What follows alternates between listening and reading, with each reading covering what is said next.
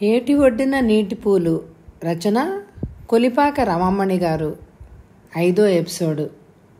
నాకు నల్ల జార్జెట్ చీర ఎన్నాళ్ళ నుంచో కొనుక్కోవాలని ఉందక్క, ఇవాళ కొనుక్కుంటాను అంది భగవతి దారిలో. సరే అంది చారుమతి. బజార్లో 4-5 కొట్లు తిరిగాక నల్ల జార్జెట్ చీర దొరికింది. దాని మీదకి నల్ల లానుగుడ్డ జాకెట్ తీసుకుంది భగవతి. 2 కలిపి 28 రూపాయలు అయ్యాక ఇక మాలతికి ఏం కొనను అనుకుంది చారుమతి. కానీ చీర తీసుకుని తెగ ఆనందపడిపోతున్న చెల్లెలి మొహం చూశాక మాలతికి చీర కొనలేదు అన్న విచారం తగ్గిపోయింది. ఆదివారం పిక్నిక్ ప్రోగ్రాం ఉందక్క, ఆ రోజు కట్టుకుంటాను అంది భగవతి హుషారుగా. చారుమతికి రామారావు గారికి వేసంగి సెలవులు ఇచ్చేశారు. ఆదివారం ఎక్కడికైనా పిక్నిక్ వెళ్దామని గోపాల్ సూచన చేశాడు. అతని సూచన అందరికీ నచ్చింది.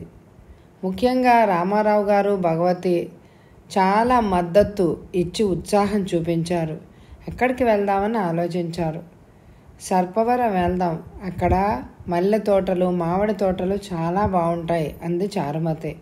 అవును, అక్కడ భావనారాయణ స్వామి దర్శనం కూడా చేసుకోవచ్చు అంది శాంతమ్మ.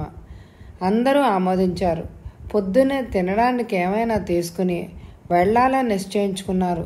తమతో పాటు శాంతమ్మ, గోపాలు, తల్లి శారదమ్మ కూడా రావాలని చిన్నవాళ్ళంతా పట్టుబట్టారు.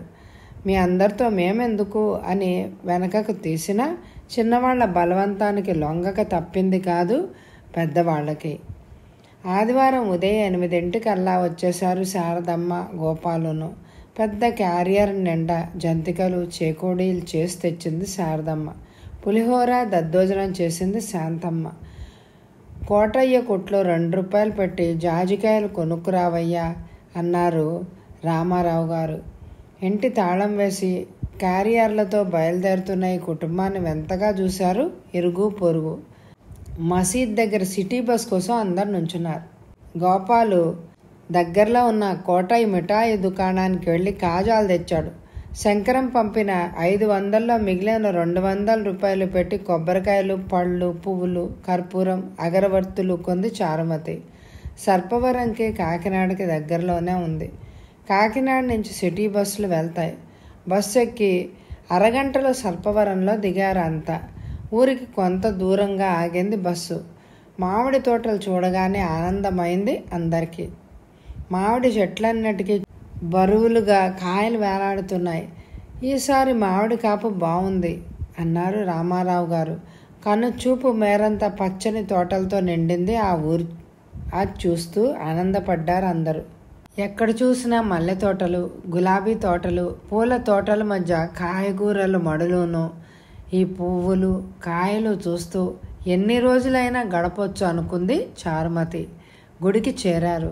అది చాలా పురాతనమైన గుడి. శిథిలావస్థలో ఉంది. గుడికి ఎదురుగా చెరువు ఉంది. చెరువు నిండా తెల్లని, ఎర్రని తామర పువ్వులు ఉన్నాయి. దీన్ని నారదగుండం అంటారు అంది శాంతమ్మ. బావా, నాకు ఎర్ర తామర పూలు తెచ్చిపెట్టవు అంది భగవతి గోపాల్ని చూస్తూ.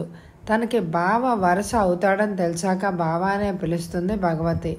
శారదమ్మ కొడుకుని బాబు అని పిలవడం వల్ల తక్కిన అందరూ బాబు అనే పిలుస్తూ ఉంటారు. మాలతి మాత్రం పిలవదు. మాలతి కంటే గోపాల్ 2 ఏళ్ళు పెద్దవాడు.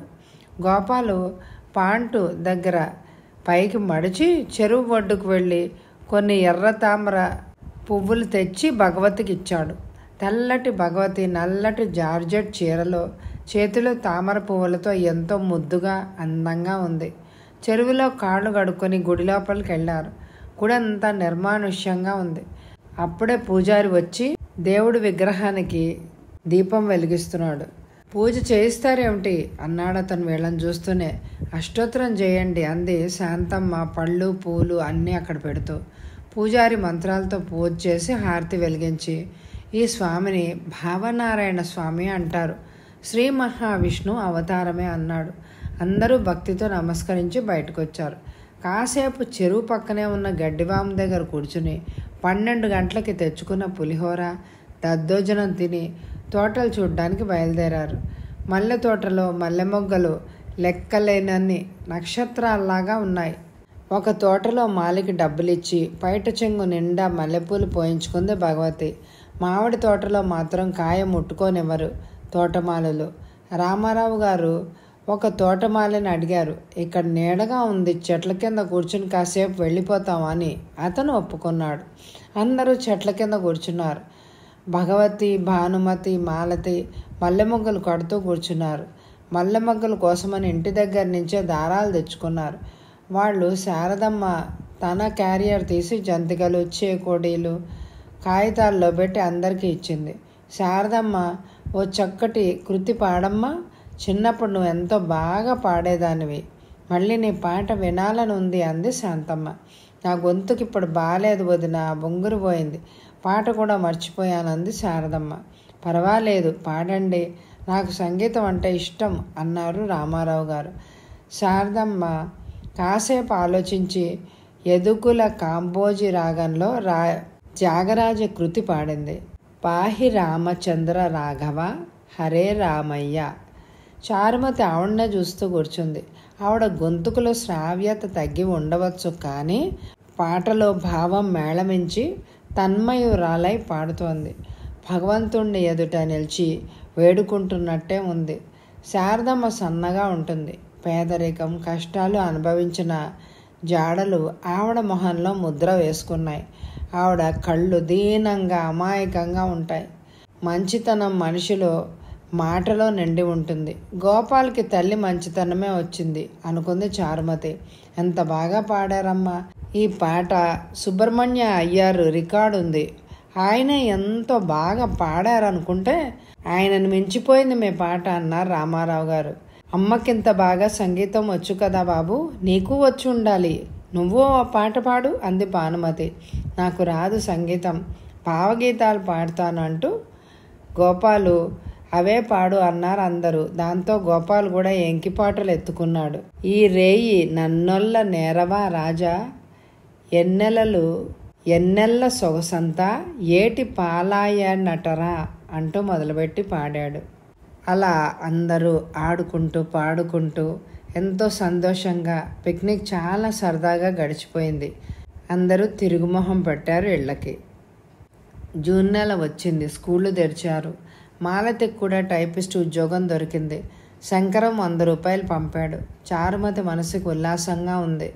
ఎన్నాళ్ళు మోసిన కుటుంబ భారం దించుకున్నట్టు అయింది. స్కూల్ తెరిచిన రోజు చారుమతి ఉదయం స్కూల్కి వెళ్ళి రాత్రి ఆలస్యంగా 8 గంటలకు ఇంటికి చేరింది. అందరి భోజనాలు అయిపోయినాయి. శాంతమ్మ వంటిట్లో కూతురి కోసం కాచు కూర్చుంది.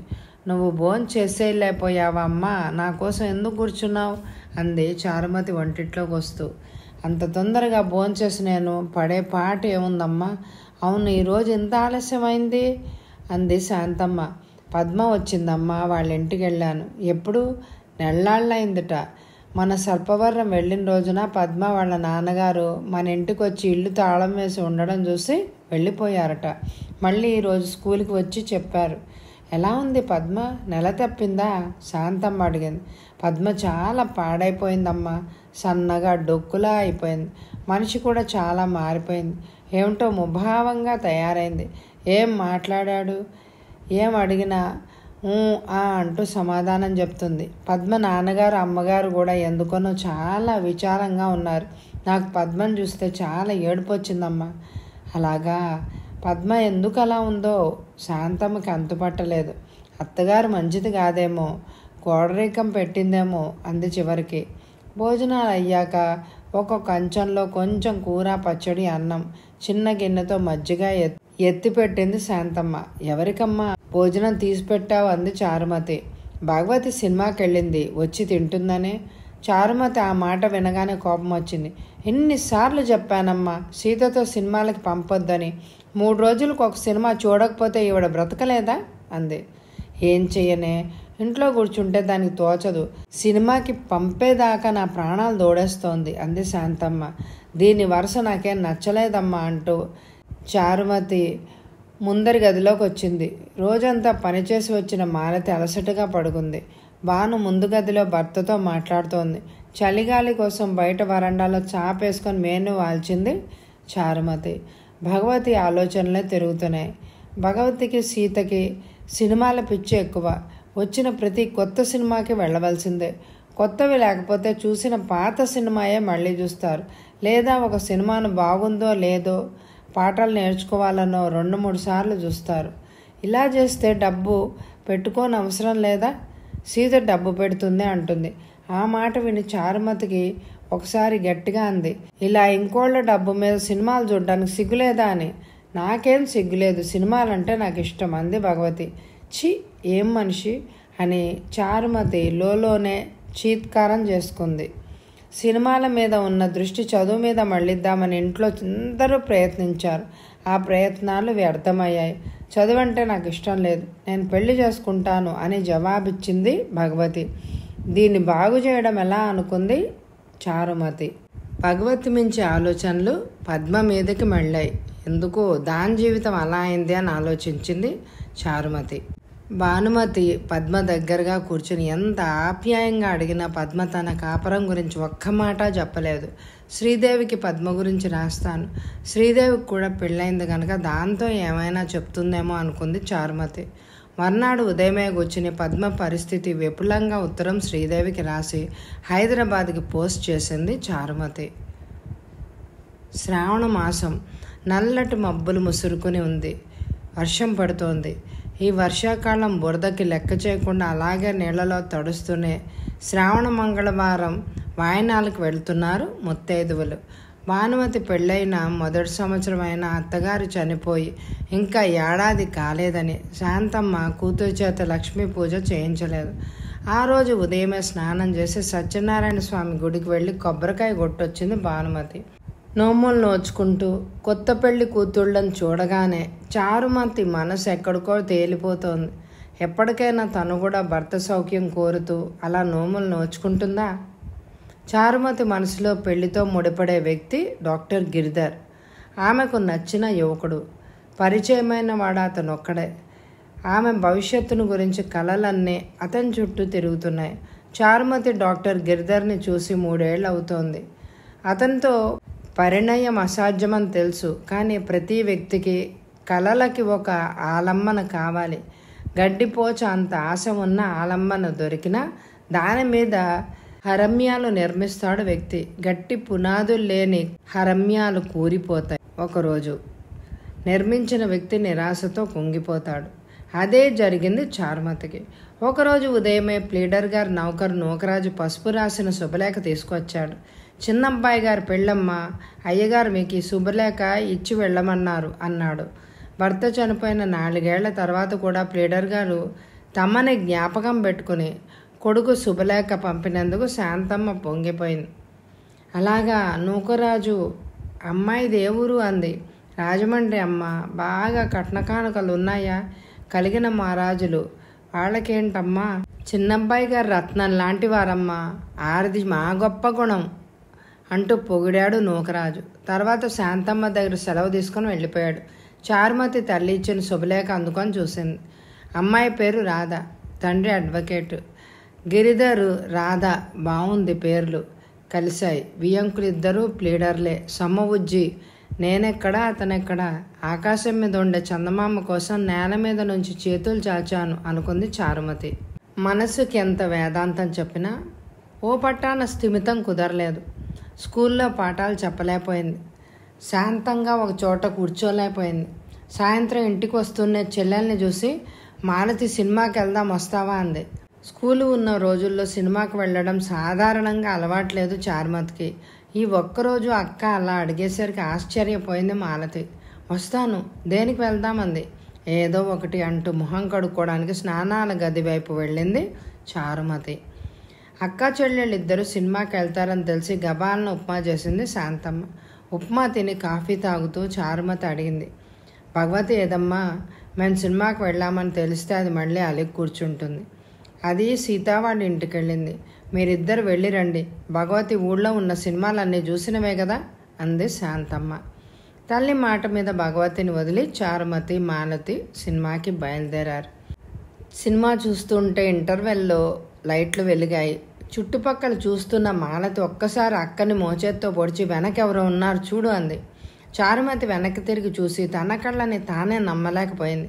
పై అంతస్తు మెత్తని పరుపు కుర్చీల్లో భగవతి ఒక అపరిచితుని పక్కన కూర్చునుంది. అతనితో ఏదో చెప్పి పగలబడి నవ్వుతోంది. అతను చిలిపితనంగా భగవతి భుజం మీద చిన్నగా తట్టి నవ్వుతున్నాడు. చారుమతి, మాలతి సిగ్గుతో కుంగిపోయారు. తర్వాత సినిమా ఎలా చూశారో వాళ్ళకే తెలియదు. రిక్షా మీద ఇంటికి రాగానే కూతుళ్ళ కోసం ఎదురుచూస్తున్న శాంతమ్మతో, అమ్మ నువ్వు పడుకో, మేము వడ్డించుకొని తింటాం అని చెప్పి తల్లిని బలవంతం మీద పడుకునేటట్టు చేసింది చారుమతి. తల్లి లోపలికి వెళ్ళిపోయాక, మాలతి నువ్వు వడ్డించుకు తిను, నేను భగవతి వచ్చాక తింటాంది. అరగంట గడిచాక భగవతి వచ్చింది. చీర మార్చుకుని వంటిట్లోకి అడుగు పెట్టబోతున్న చెల్లెల్ని చూసి, ఇలా రా భగవతి అంటూ డాబా మీదకి దారి తీసింది చారుమతి. ఎందుకు అంటూ వెనకే వెళ్ళింది చెల్లెలు. ఎక్కడికి వెళ్ళావు? చారుమతి మెల్లిగా అడిగింది. సినిమాకి. ఎవరితో? సీత నేను వెళ్ళాం. సీతతో వెళ్ళావా? ఇంకెవరైనా వచ్చారా? ఇంకెవరూ రాలేదు. భగవతి మాట పూర్తి చేయకుండానే కోపంతో చారుమతి చెయ్యి చాచి 2 చెంపల మీద కొట్టింది. ఆగకుండా కొడుతున్న అక్కను చూసి బిత్తరపోయింది. రోషంగా ఏడుస్తూ, ఎందుకు కొడతావు అంది భగవతి. ఎందుక? వెధవ పనులు చేస్తున్నందుకు, అడ్డమైన వాళ్ళతోనూ సినిమాకి వెళ్తున్నందుకు, నీ మీద ప్రతి మగవాడిని చెయ్యి వేయనిస్తున్నందుకు. ఇంకా చెప్పాలా? చారుమతి కళ్ళల్లో కూడా నీళ్లు తిరిగాయి. అడ్డమైన వాళ్లతో నేను వెళ్ళలేదు. అతను సీత వాళ్ళ అన్నయ్య. సీత వాళ్ళ అన్నయ్యకు నీకు ఏమిటి సంబంధం? అతనితో సినిమాకి వెళ్ళవలసిన అవసరం నీకేంటి? అతనితో వెళ్తే తప్పేంటి? మీరు నన్ను సినిమాకి తీసుకెళ్ళరు.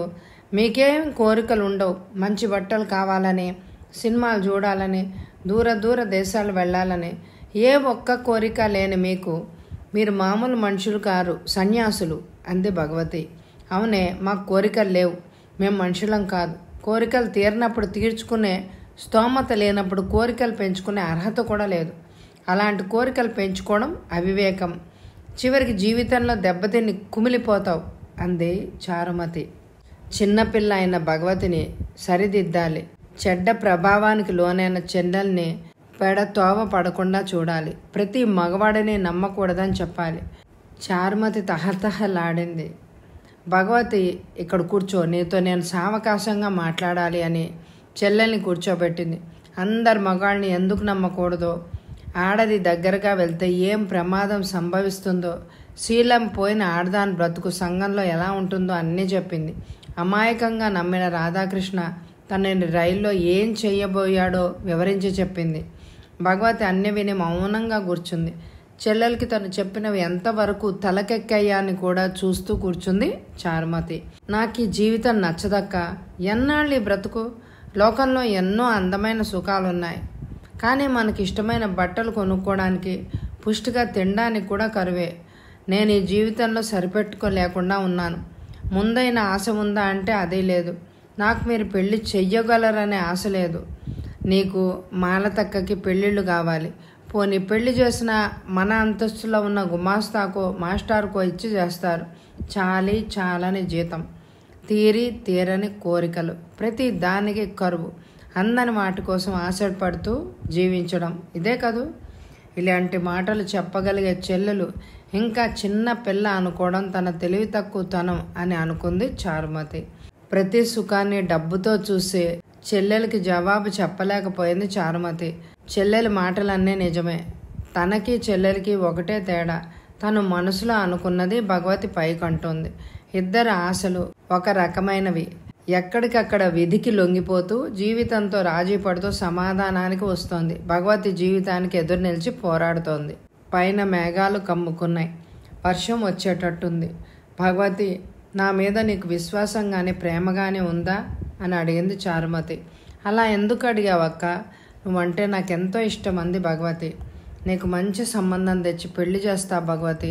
నువ్వు మాత్రం డబ్బు తెచ్చే సుఖాల కోసం మన కుటుంబానికి అప్రతిష్ట తెచ్చే పనులు చేయకు. చిన్న చెల్లెలమైనా నీ సుఖమే మాకు కావాల్సింది. మా సాయశక్తిలా ప్రయత్నిస్తాం. నువ్వు ఈ రోజు నుంచి సీత ఇంటికి వెళ్ళనని నాకు మాట ఇవ్వు అంది చారుమతి చెల్లెల చేతిని తన చేతిలోకి తీసుకుంటూ. నేను చెడ్డ పనులు చెయ్యలేదు ఇప్పటిదాకా. సీత నా స్నేహితురాలు. వాళ్ళ ఇంటికి వెళ్ళకపోతే నాకు తోచదు అంది భగవతి. భగవతి ఇంకా మూర్ఖంగా మాట్లాడడం చూసి విసుక్కుంది. చారుమతి పైన సన్నగా చినుకులు ప్రారంభమయ్యాయి. వెంటనే డాబా దిగకపోతే ఇద్దరు తడిసిపోతారు. నువ్వు నా మాట వినాలి భగవతి, నువ్వు సీత ఇంటికి వెళ్ళడానికి వీల్లేదు అంటూ చెల్లెలు చేయి పట్టుకొని గబగబా డాబా మీద నుంచి దిగింది చారుమతి. అందరూ ఉద్యోగస్తులయ్యారు. డబ్బు ఇబ్బందులు తగ్గాయి. కుటుంబ భారం తన తల మీద నుంచి దిగింది అని 3 నెలల కిందటే సంతోషించింది చారుమతి. ఇప్పుడు భగవతి పెళ్ళి అనే పెద్ద బరువు రెట్టింపుది తల మీద పడింది. ఆ నెల నుంచి తన జీతం అంతా బ్యాంకులో వేయసాగింది చారుమతి. శంకరానికి ఉత్తరం రాసింది. పెళ్ళిళ్లకు కావాలి డబ్బు దాచమంటూ. శాంతమ్మ మళ్ళీ వంటకి కూరలకి తడుముకులాడింది. డబ్బు కటకట అయిపోయిందమ్మా అంటూ వంటిట్లో సణుక్కుంటున్న తల్లిని చూసి చారుమతి విసురుగా అంది. కూతుళ్ళకి ఇంక పెళ్ళిళ్ళు చేయవా అమ్మా? తెచ్చుకున్నదంతా ఖర్చు చేసుకుంటే పెళ్ళిళ్ళు ఎలా అవుతాయి? అందరూ బానక్క అంత అదృష్టవంతులు ఉంటారా? కానీ ఖర్చు లేకుండా బావగారు వచ్చారు. దానితో శాంతమ్మ నోరు కట్టుబడింది. చారుమతి ఒకరోజు భానుమతి ఒంటరిగా ఉండడం చూసి భగవతి పెళ్లి విషయం కదిపింది. అమ్మతో చెప్తే లాభం లేదక్క, నీకు మాలతికి పెళ్లి కానిదే, చిన్నదాన్ని భగవతికి పెళ్ళి ఏమిటంటుంది. అందుకే నేను నీతో చెప్తున్నాను. భగవతికి మంచి సంబంధం చూసి తొందరలో మనం పెళ్లి చేసేయాలి. నీ కష్టం సంపాదన అంతా మన కుటుంబానికే దారపోస్తున్నావు చారు అంది భానుమతి చెల్లెల్ని ప్రేమతో తపనతోనూ చూస్తూ. నేనేం చేశానక్క? దానికేం కానీ ముందు పెళ్లి విషయం చెప్పు. సంబంధం ఎలా చూడ్డాం? శారదత్తయ్య కొడుకు గోపాల్కి భగవతిని అడిగితే ఎలా ఉంటుంది? భగవతికి కూడా అతనంటే ఇష్టమే అనుకుంటాను. నువ్వు సీత వాళ్ళ ఇంటికి వెళ్ళవద్దన్న దగ్గర నుంచి అది రోజు శారదత్త ఇంట్లోనే గడుపుతోంది. గోపాల్ని బావా బావా అని పిలుస్తూ కూడా తిరుగుతోంది. కానీ భగవతికి గోపాల్ని చేసుకోవడం ఇష్టం ఉందో? దానికి అన్నీ పెద్ద పెద్ద ఆశలు అంది చారుమతి. గోపాల్ మంచివాడు, అతనితో భగవతి తప్పక సుఖపడుతుంది అంది భానుమతి. నిజమే, గోపాల్కైతే మనం కట్నం ఇవ్వాలన్న బాధ ఉండదు. నువ్వు వెళ్ళి శారదత్తయ్యతో మాట్లాడొస్తావా అంది చారుమతి. భానుమతి సరే అంది. మర్నాడు ఉదయము శారదమ్మ ఇంటికి బయలుదేరబోతున్న భగవతిని ఇంటి దగ్గర తల్లికి సాయంగా ఉండమని చెప్పి భానుమతి బయలుదేరింది. బియ్యం బాగు చేస్తున్న శారదమ్మ భానుమతిని చూస్తూనే రా భాను అంటూ ఆప్యాయంగా లోపలికి తీసుకెళ్లి కూర్చోబెట్టింది. ఓ పెద్ద ఇంట్లో 2 గదులు అద్దెకు తీసుకున్నాడు గోపాల్. ఇంటి ముందర చిన్న వరండా ఉంది. ముందు గదిలో ఒక టేబుల్, ఒక కుర్చీ ఉన్నాయి.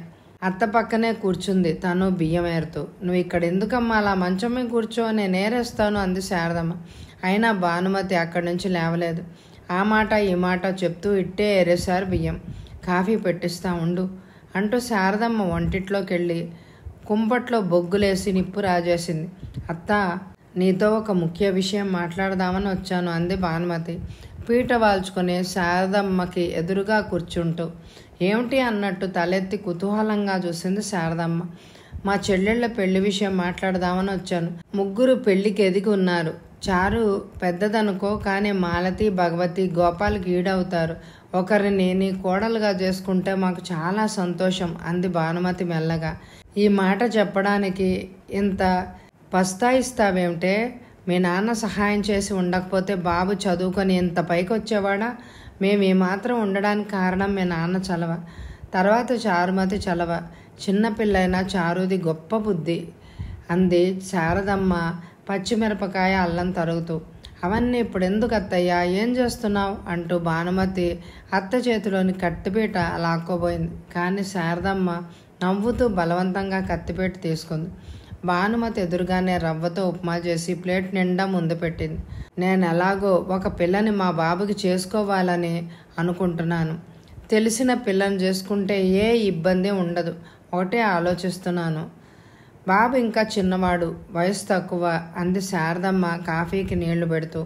వయసుకేముంది అత్తయ్య, పోనీ ముందర నిశ్చయం చేసుకుంటే 2 ఏళ్ళు పోయాక పెళ్లి చేసుకోవచ్చును అంది భానుమతి. అత్త ఇంత తొందరగా అంగీకారం తెలిపినందుకు సంతోషిస్తూ. అలాగే నిర్ణయం చేసుకుందాం. నాకు మాలతిని చేసుకోవాలని ఉంది. బాబుకు కూడా మాలతంటే ఇష్టం అనుకుంటాను. శారదమ్మ మాటలు వింటూనే తెల్లబోయింది భానుమతి. భగవతి కోసం రావడం ఏమిటి, మాలతికి సంబంధం కుదరడం ఏంటి? భానుమతికి ఏం మాట్లాడాలో తెలియలేదు. నీ ఇష్టమత్తా, ఏ పిల్ల నచ్చితే దాన్నే చేసుకోండి అని చెప్పి కాఫీ తాగి కాసేపు కూర్చుని ఇంటి మొహం పట్టింది. సాయంత్రం చారుమతి రాగానే డాబాపేకి తీసుకువెళ్ళి అన్ని విషయాలు చెప్పింది భానుమతి. చారుమతి కూడా ఆశ్చర్యపోయింది. ఇప్పుడు ఏమిటి చేయడం అంది భానుమతి. నువ్వు భగవతిని చేసుకోమని అడిగి ఉండవలసింది అంది చెల్లెలు. ఇద్దరు ఆ విషయమే ఆలోచిస్తూ కూర్చున్నారు. చివరికి చారుమతే అంది, ముందు నేను భగవతిని అడుగుతాను, గోపాల్ని చేసుకోవడం ఇష్టమేనా అని.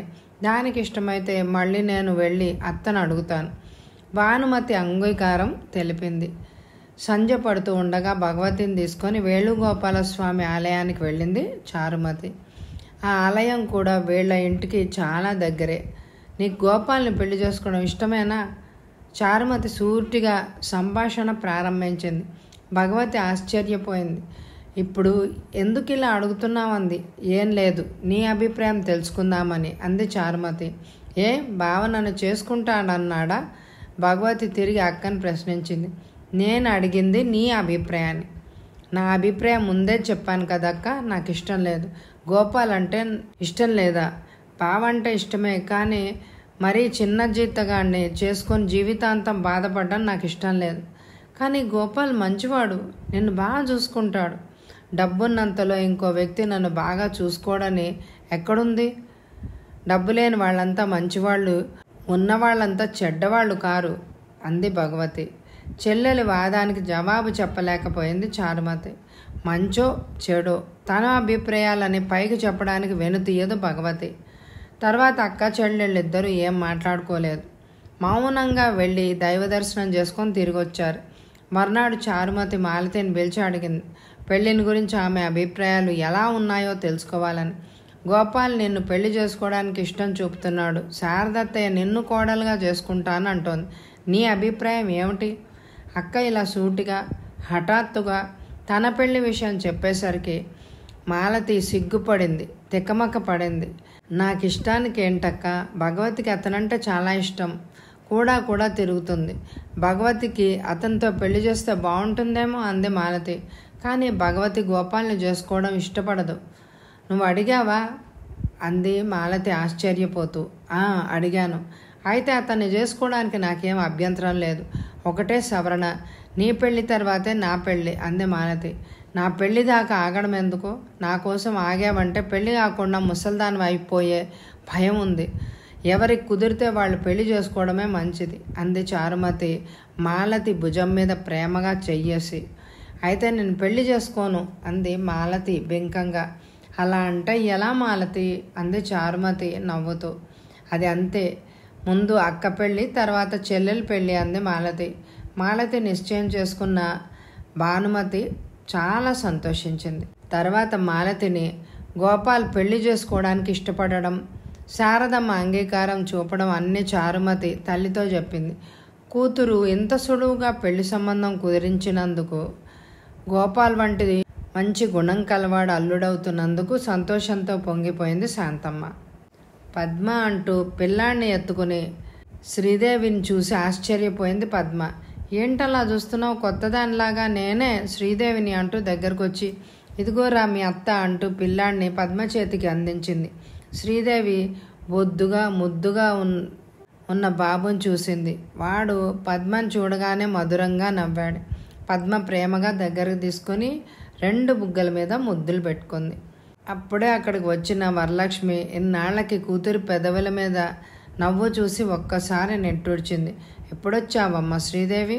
నిల్చునే ఉన్నావు, కూర్చో అంది కుర్చీ చూపిస్తూ. ఎక్కడండి, పద్మ నన్ను మర్చిపోయినట్టుంది, లోపలికి రమ్మని లేదు, కూర్చోమని లేదు సన్నగా నవ్వుతూ కుర్చీ మీద కూర్చుంటూ అంది శ్రీదేవి. అదేమిటోనమ్మా ఇలా స్తబ్దుగా తయారైంది, జడ వేసుకోవడానికి చీర మార్చుకోవడానికి కూడా నేను పోరవలసి వస్తోంది అంది వరలక్ష్మి బాధపడుతూ. శ్రీదేవి కూడా ఆ మాటలు విని బాధపడింది. ఎప్పుడొచ్చావు? మీ వారు వచ్చారా అంది వరలక్ష్మి ప్రసంగం మారుస్తూ. ఈరోజు ఉదయమే వచ్చాను, సంక్రాంతి పండగ ఇంకా 10 రోజులు ఉంది కదా, మా వారికి ఇన్నాళ్ళు సెలవు దొరకదు, పండగ ముందు రోజు వస్తారు. పద్మ పిల్లవాడిని ఆడిస్తూ ఓ పక్క నుంచి వీళ్ళ మాటలు వింటూ కూర్చుంది. పిన్నిగారు రాత్రికి వంట చేసేసారా అంది శ్రీదేవి. లేదమ్మా, ఇప్పుడే మొదలు పెడదామనుకుంటున్నా. అయితే గుప్పెడు బియ్యం ఎక్కువ పోయండి, నేను ఈ రాత్రికి ఇక్కడే ఉండిపోతాను. బాబుకి పాల సీసాలో పాలు తెచ్చాను, అవి వాడికి పట్టేస్తాను. బాబుకి పాలు నువ్వు ఇంటి దగ్గర నుంచి తెచ్చుకోవాలటమ్మా. ఆ మాత్రం మా ఇంట్లో తీసుకోకూడదా అంది నొచ్చుకుంటూ వరలక్ష్మి. మీ ఇంట్లో తీసుకోవడానికి అభ్యంతరం లేదు. తీరా రాత్రి ఇక్కడ పాలు దొరుకుతాయో లేదో అని తెచ్చాను. మీరు వేరే భావించకండి పిన్నిగారు అంది శ్రీదేవి సర్ది చెప్తూ. పద్మ తల్లి శ్రీదేవికి కూడా వంట ప్రారంభించింది. ఇంతలో పద్మ తండ్రి వచ్చి శ్రీదేవిని పలకరించి బాబుని ఎత్తుకొని ముద్దాడి, చాలా బాగున్నాడమ్మా మీ అబ్బాయి అంటూ మెచ్చుకున్నాడు. పేరేంటని అడిగాడు. అమ్మరని చెప్పింది. మా పద్మ బంగారం లాంటి పిల్లను కర్కోటకుల చేతుల్లో పడేశాం. ఎలా అయిపోయిందో చూసావా? ఆయన కళ్ళల్లో కోపం, వెంటనే దుఃఖం తొణికిసలాడుతున్నాయి. శ్రీదేవి మౌనంగా జాలి చూపడం తప్ప ఏమీ చేయలేకపోయింది. పద్మకి జరిగిన అన్యాయం తలుచుకుంటే శ్రీదేవికి కూడా కోపం వచ్చింది. ఆ రోజు అక్కడుండి మొన్నాడు శ్రీదేవి రిక్షా ఎక్కి వాళ్ళ ఇంటికి వెళ్ళిపోయింది. మర్నాడు సాయంత్రం శ్రీదేవి చారుమతి ఇంటికి వచ్చింది. అమర్ని చూసి చారుమతి కూడా మురిసిపోయింది. వాడిని ఎత్తుకొని ముద్దులు కురిపించింది. శీతాకాలం పొద్దు 4 గంటలకే ఎండ తగ్గిపోయింది. చారుమతి శ్రీదేవి పెరట్లో మామిడి చెట్టు కింద కూర్చున్నారు. ఇంకా పద్మ రాలేదా? వస్తుందని రాసావు చిట్టీలో అంది చారుమతి కూర్చుంటూ. పద్మ 5 గంటలకు వస్తుంది. నీతో ముందు ఏకాంతంగా మాట్లాడొచ్చని 4ంటికే నేను వచ్చేసాను. అంత ఏకాంతంగా మాట్లాడుకోవాల్సింది ఏముందే అంది చారుమతి కళ్ళు చిట్లిస్తూ. మన పద్మ విషయమే. నిన్న రాత్రి వాళ్ళ అమ్మగారు నాకు పద్మ కథంతా చెప్పారు. పద్మతో కూడా మాట్లాడాను నేను అంది శ్రీదేవి బాబును ఒళ్ళోకి తీసుకుంటూ. నువ్వు పెళ్ళయిన దానివి అర్థం చేసుకోగలవని పద్మ కథ చెప్పి ఉంటారు. ఇంతకీ ఏమిటి సంగతి? కుతూహలంగా అడిగింది చారుమతి. కొడుక్కి పెళ్లి చేసింది, కోడలతో కాపురం చేయనీదు, అదేం అత్తగారు? ఆ విషయమంతా వరలక్ష్మ గారు చెప్పి ఎంతో బాధని వెళ్ళబోచ్చారు అంటూ ఆ కథంతా చెప్పింది శ్రీదేవి చారుమతితో. ఆ కథంతా విని ఎంతో బాధపడింది చారుమతి. పెళ్లి కాని తనకి పెళ్ళైన పద్మకి ఏమాత్రం భేదం లేదు. పద్మకు ఒక చేదు అనుభవం మాత్రం మిగిలింది. అంటే కాపురం వదిలేసి వచ్చేయమంటావా పద్మ అంది చారుమతి. అది కాపురమా చారు?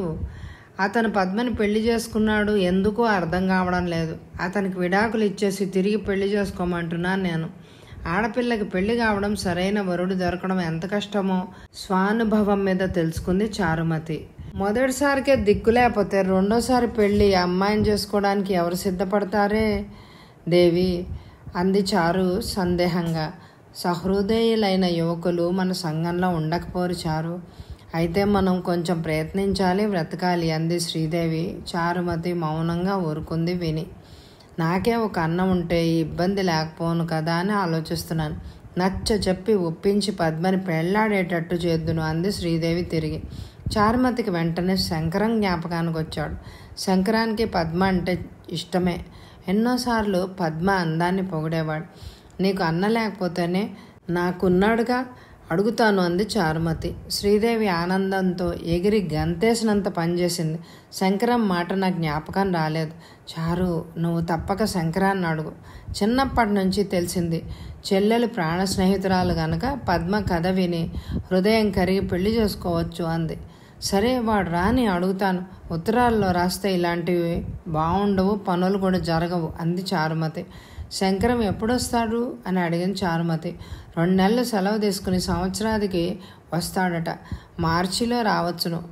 ఆ 2 నెలల్లో ఇక్కడ బోల్డ్ పని ఉంది. ఏమిటి అంత పని? భగవతి పెళ్లి గురించి తొందర.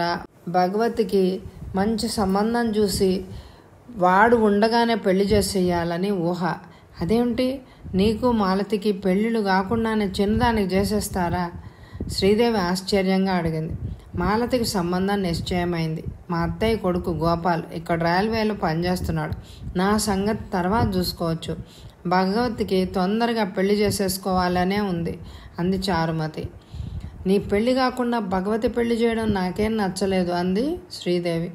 1-2 సంబంధాలు చూసాను, నచ్చలేదు. అంటే మాకు నచ్చక కాదు, వాళ్ళకి చాలా కట్నం ఆశ ఉంది.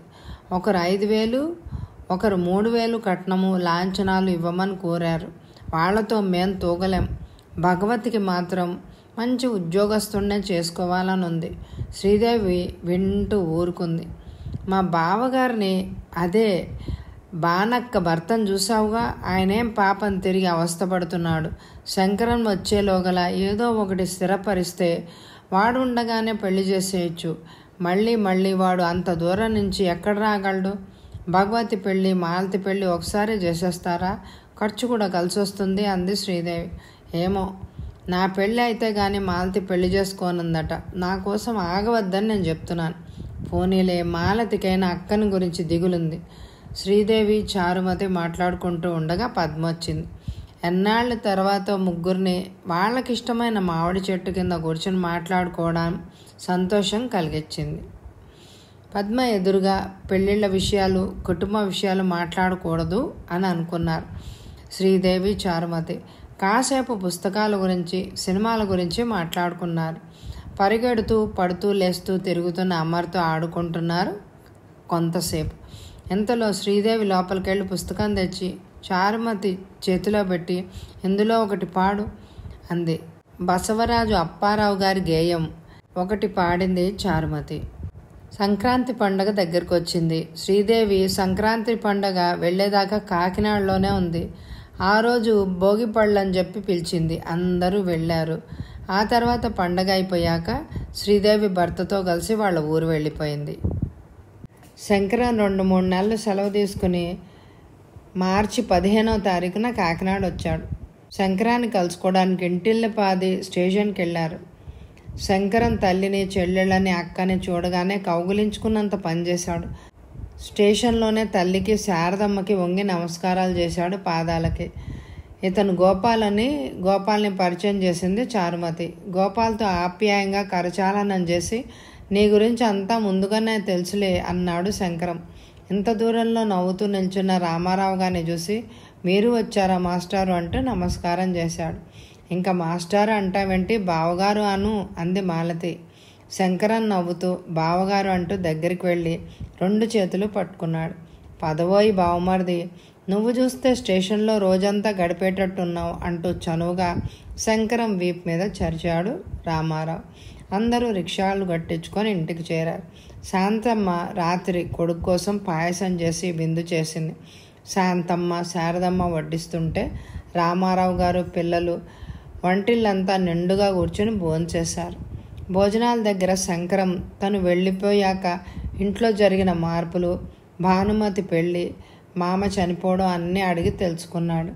ఇంటి సంగతులు అలా ఉంచు, నీకు ఈ ఉద్యోగం ఎలా దొరికిందో చెప్పు అన్నాడు రామారావు గారు. శంకరం తన కథంతా చెప్పాడు. రోజు ట్రైన్లో సెంట్రల్ గవర్నమెంట్లో మైన్స్లో పనిచేసే ఆయన ఎదురయ్యారు. నాకు నిరాశ కలిగింది. నా గ్రూప్ సైన్స్ కాదు, నేను చదివింది ఇంజనీరింగ్ కాదు. మైన్స్లో పని దొరకడానికి మళ్ళీ మౌనంగా కూర్చున్నారు.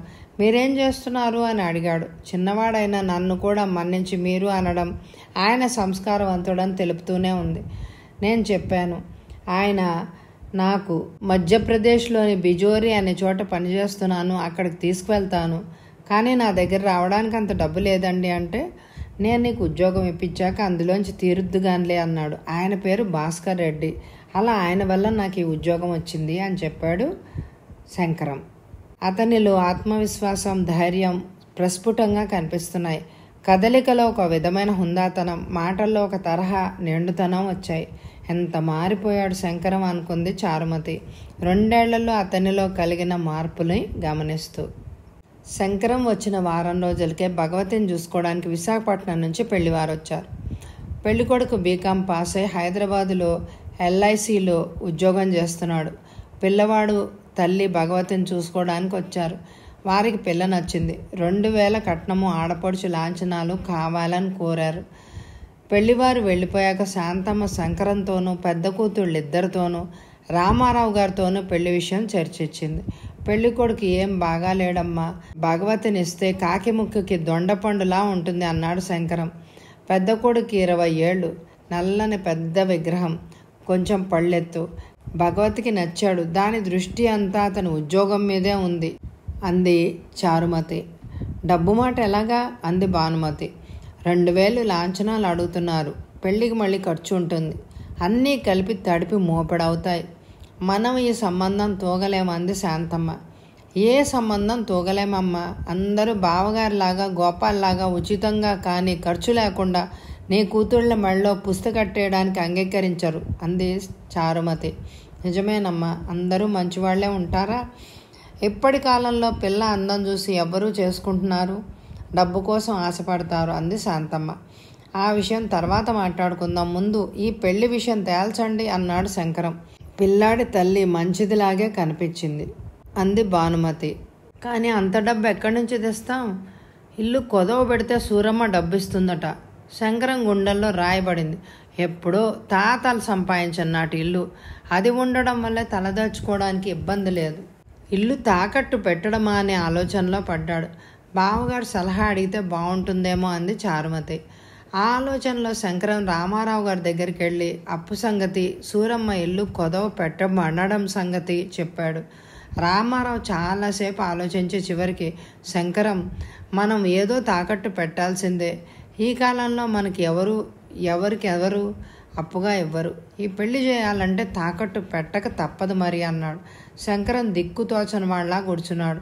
ఇల్లు తాకట్టుని గురించి వింటే తల్లి బాధపడుతుంది, కానీ వేరే గతి లేదు. శాంతమ్మ కన్నీళ్లతోనే ఇల్లు తాకట్టుకు ఒప్పుకొని కాగితాల మీద సంతకం పెట్టింది. భగవతి పెళ్లికి ఏప్రిల్ 30వ తారీఖున ముహూర్తాలు పెట్టారు. మంచి రోజు చూసి అన్ని పనులు ప్రారంభించారు. మొత్తానికి భగవతి పెళ్లి అయింది అని అనిపించారు. ఆ తర్వాత పద్మన్ గురించి మొత్తం అంతా శంకరానికి చెప్తుంది. అతను బాధపడి అర్థం చేసుకుని ఆమెను వివాహం చేసుకోవడానికి సూచించింది చారుమతి. కానీ పద్మదే తప్పంటూ చెప్పాడు. కానీ భగవతి పెళ్లిలో శంకరము పద్మనే చూస్తున్నాడు. చివరికి పద్మ వైపు కథ మలుపు తిరుగుతుంది అనే మనసులోనే అనుకుంది చారుమతి. ఆ రోజు ఉదయమే కృష్ణమూర్తి భగవతిని కాపరానికి హైదరాబాద్ తీసుకువెళ్ళిపోయాడు. కూతురు అంత తొందరలో కాపరానికి వెళ్ళిపోతుంది అనుకోలేదు శాంతమ్మ. భగవతి భర్త హైదరాబాద్ ప్రయాణానికి 2 రోజులు ముందుగా కాకినాడలో దిగారు. అప్పటికప్పుడు శంకరం భానుమతి బజారుకి వెళ్ళి వంట గిన్నెలు, మంచినీళ్ల బిందెలు, ఆమె కాపురం పెట్టడానికి కావలసిన సామాన్ అంతా కొనుక్కొచ్చారు. ఆ విధంగా భగవతి కాపురానికి వెళ్ళిపోయింది. శాంతమ్మ రైలు కదిలేదాకా భగవతికి కొత్త కాపురం ఎలా చేసుకోవాలో అన్నీ చెప్తూనే ఉంది. రైలు కదిలింది. వారు కనుమరుగయ్యారు.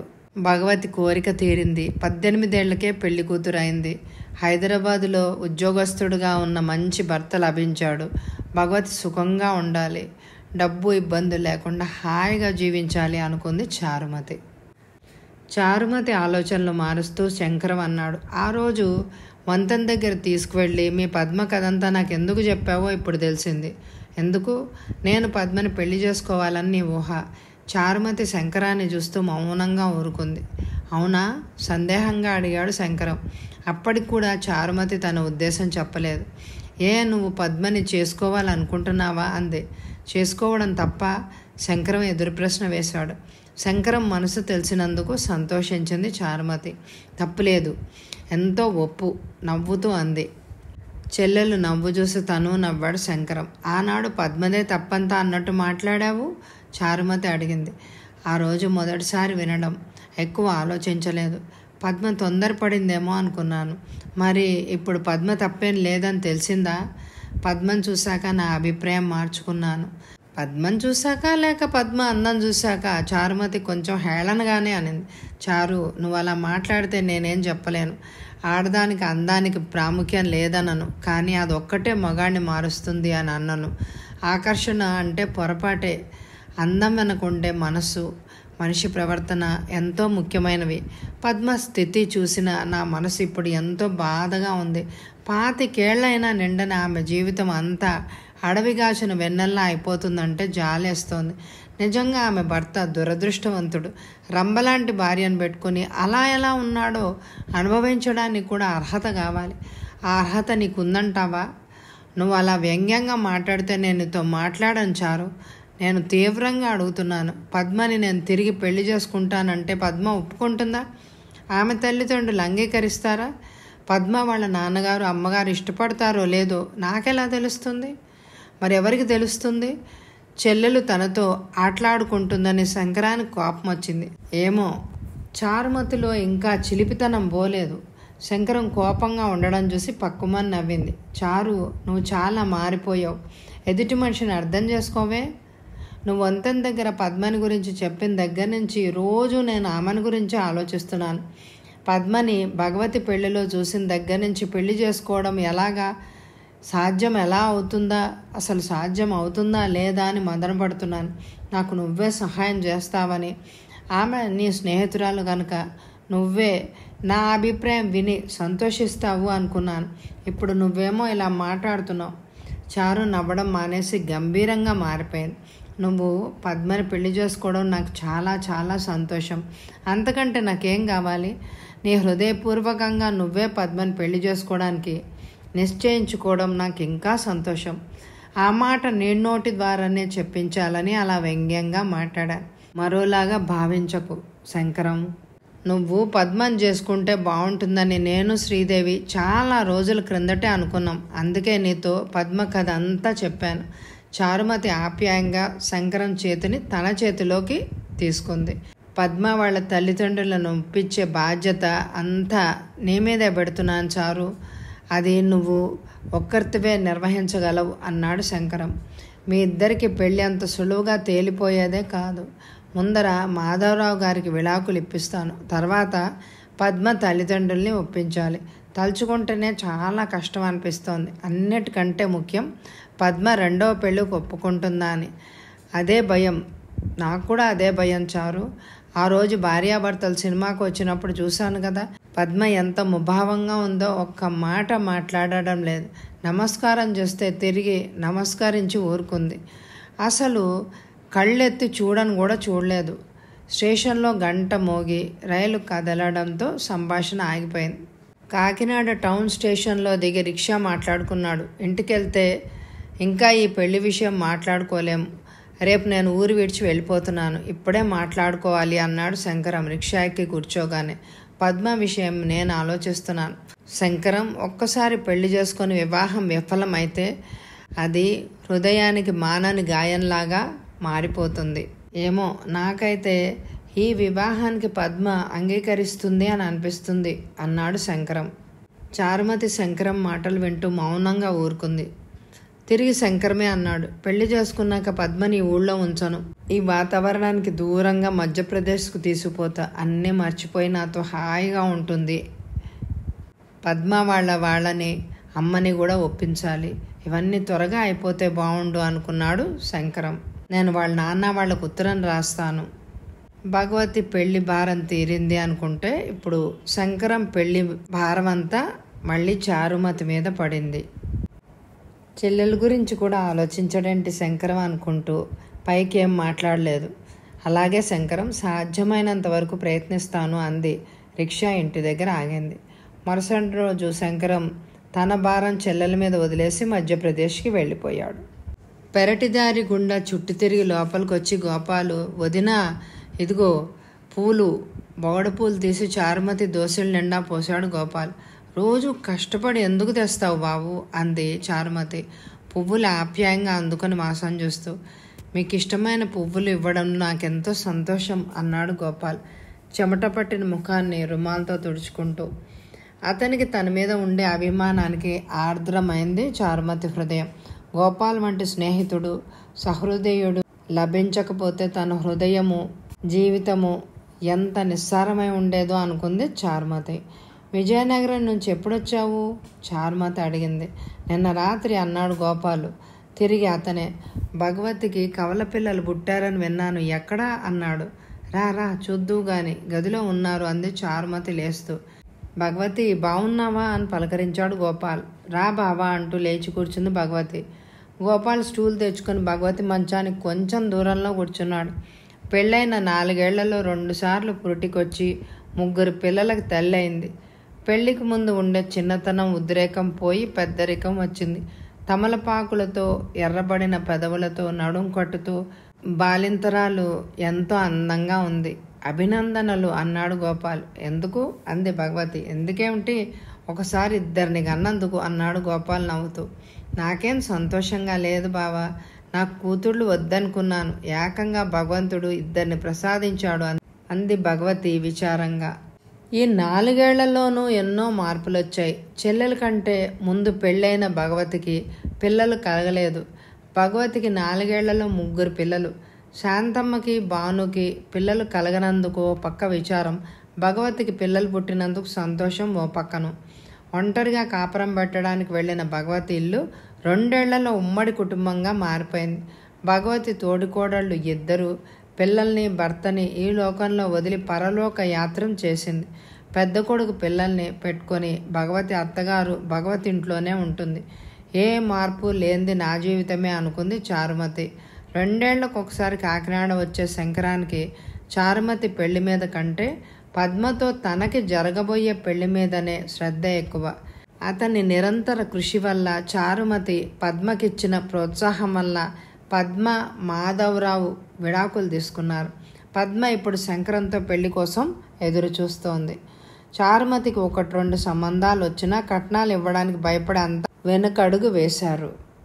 భగవతి పెళ్లికి చేసిన అప్పు తీరడానికి అతి కష్టమైంది. తాకట్టు మీద ఉన్న ఇల్లు అప్పు తీర్చి విడిపించుకోవడానికి తాతలు దిగొచ్చారు. పైగా మధ్య మధ్య భగవతి పురిటి ఖర్చులు, ప్రయాణాలు. ఇక ఎవరి సంసారాలు వారికి ఏర్పడబోతున్నప్పుడు మరి చారుమతి పెళ్లికి అప్పు చేసేవారు ఎవరు? చేసినా ఎవరు తీరుస్తారు? మాలతి, గోపాల్ చారుమతి పెళ్లి కోసం ఎదురు చూస్తున్నారు.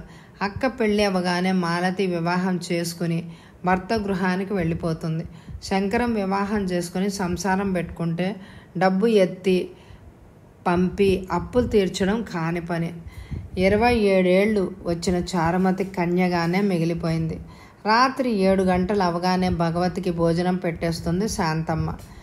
బాలింతరాలు కదా, మంచి సంబంధం దొరికింది, పెళ్ళవుతుంది అంటే ఆ ఆశ లేదు. భానుమతిలాగా ధైర్యంగా భర్తని ఎన్నుకొని అర్థించి పెళ్లి చేసుకోలేదు. ఈడైన వరుడు వెతుక్కుంటూ వచ్చి మాలతి అదృష్టం తనకు లేదు. పోతే భగవతిలాగా ఇంట్లో అందరినీ బెదిరించి సాధించి మంచి ఉద్యోగస్తున్నైనా సరే చేసుకునే చొరవ కూడా లేదు. తన తల్లి ఏమైనా సహాయం చేస్తుందా అంటే అక్కడ చొక్కెదురే. ఆవిడ మాటల్లో బాధ వెల్లడించగలదు. ఎదుటి వాళ్ళ అదృష్టాన్ని చూసి ఈర్ష్య పడగలదే కానీ తనంతట తాను ఏ పని సాధించలేదు. ఏ కూతురికి పెళ్లి చేయలేదు. ఆవిడ అదృష్టం బాగుంది. 4 కూతుళ్ళకి భర్తలు దొరికారు. దురదృష్టవంతురాలు చారుమతి మిగిలిపోయింది.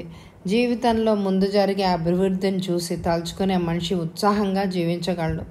ప్రగతి లేని జీవితం సారహీనంగా ఉంటుంది.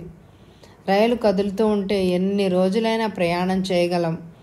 కదలని రైల్లో ఎంతసేపు కూర్చోగలం? ఉద్యోగంలో అభివృద్ధి, కుటుంబంలో పురోభివృద్ధి చూసుకునే మనిషి జీవించగలుగుతున్నాడు. పెళ్ళి, సంసారం, పిల్లలు, కొండలు కోనలు దాటుకుంటూ ముందుకు పరిగెడుతున్న ప్రవాహం లాంటి జీవితం. పెళ్ళి, సంసారం లేని జీవితం నిలిచిపోయిన నూతిలో నీరులాగా నిశ్శబ్దమైంది. ప్రతి మనిషి ఉత్సాహంగా పరిగెడుతుండే ప్రవాహం లాంటి జీవితాన్నే వాంఛిస్తాడు. ఆగిపోయిన జీవితం చారుమతిది. తన ముందుకి జరుపుకోలేదు. ఇంకొకరు వెనక నుంచి వచ్చి ముందుకి తోసే సహాయం చేయరు. మరి ఎందుకు ఇలా కదులుతోంది? కదలని జీవితాన్ని తలుచుకుంటే చారుమతికి దుఃఖం వస్తోంది. శ్రీదేవి, పద్మ తన స్నేహితురాళ్ళు అయితేనే 3 జీవితాలు 3 రకాలు. శ్రీదేవి పుట్టినప్పటి నుంచి అదృష్టవంతురాలు. వడ్డించిన విస్తరి ఆమెది. పద్మ మధ్యలో అగాధంలో చిక్కుకొని పోయినా ఎలాగో ఒడ్డు చేరి శంకరం అనే అదృష్టాన్ని చేయూతగా తీసుకొని కొత్త లోకాల్లోకి పయనిస్తోంది. ఎటూ మిగిలిపోయింది తనే. ఎవ్వరికి అక్కర్లేంది ఈ అదృష్టం వరించంది. కదలని ఈ జీవితం విసుగు, ఉద్యోగం విసుగు. తన చేతులతో తనే ప్రాణాలు తీసుకునే ధైర్యం లేదు, ఇచ్ఛా లేదు. అలా అని జీవోత్సవంలాగా బ్రతకనూ లేదు. భగవతి బావగారిని పెళ్లి చేసుకుంటే జీవితంలో వచ్చే మార్పైనా ఉంది. అయితే తాను కలలు కనే జీవితం ఎలాగో మృగ్యమే. ఏ మార్పు లేని జీవితం చారుమతిది. తెల్లవారు లేస్తూనే భగవతితో చెప్పింది, మీ అత్తగారికి రాయి, మా అక్క మీ పెద్దబ్బాయిని చేసుకుంటుందని. చారుమతి మాటలు విన్న భగవతి ఆశ్చర్యంతో బొమ్మలా నిలబడిపోయింది. శ్రీదేవి, పద్మ, చారుమతులతో పాటు వారి స్నేహం కూడా పెరుగుతూ వచ్చింది. అయితేనేం 3 జీవితాలు 3 రకాలుగా రూపొందాయి. అదృష్టవంతురాలు శ్రీదేవికి అపురూపమైన వరుడు దొరికాడు. జీవితం వడ్డించిన విస్తరిగానే సాగిపోయింది. అమ్మకూచి ప్రాప్తించిన పద్మ బ్రతుకు అగాధంలో చిక్కుపడిన ఆనందానికి ఎదురు చూసే భాగ్యం కలిగింది. ఎదురొచ్చి చారుమతి మాత్రమే ఎలా ఉన్నది అలా మిగిలిపోయింది. ఎవ్వరికీ అక్కర్లేకుండా, ఏ దురదృష్టం వరించకుండా, ఏటి ఒడ్డున నీటి పువ్వులాగా. కథ సమాప్తం. ఈ నవలకి ఎక్కువ లైకులు ఇవ్వండి. అలాగే మీ అభిప్రాయాల్ని కామెంట్ ద్వారా తెలియచేయండి. Thank you very much my dear friends.